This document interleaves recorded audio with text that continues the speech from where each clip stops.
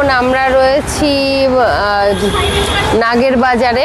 Potash আর আমি, এই যে দেখো, আর পেছনে গাড়ি দাঁড়িয়ে রয়েছে। এখানে হচ্ছে বোনকে নিতে এসেছি, মামার মেয়ে।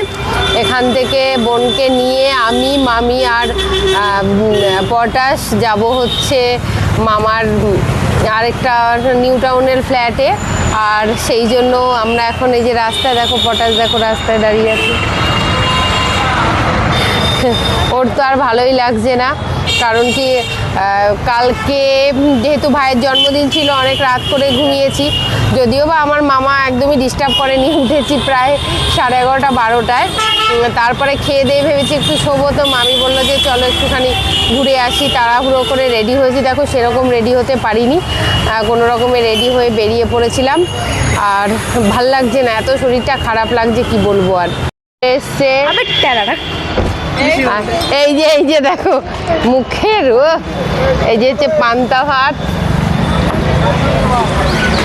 কি বলছে। আর এই যে পটাশ বসে আছে গাড়িতে, আমি কথা বলছি। দেখো এদিকে ফার্নিচারগুলো কত সুন্দর সুন্দর, এখানটায় সত্যিই সুন্দর ফার্নিচার থাকে। দেখো কত সুন্দর সব ফার্নিচারগুলো দেখতে।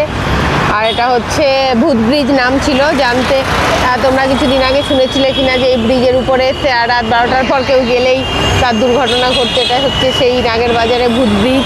তার উল্টো দিকে ILS হসপিটাল, পেছন দিকে হচ্ছে রয়েছে তোমার ডায়মন্ড প্লাজা।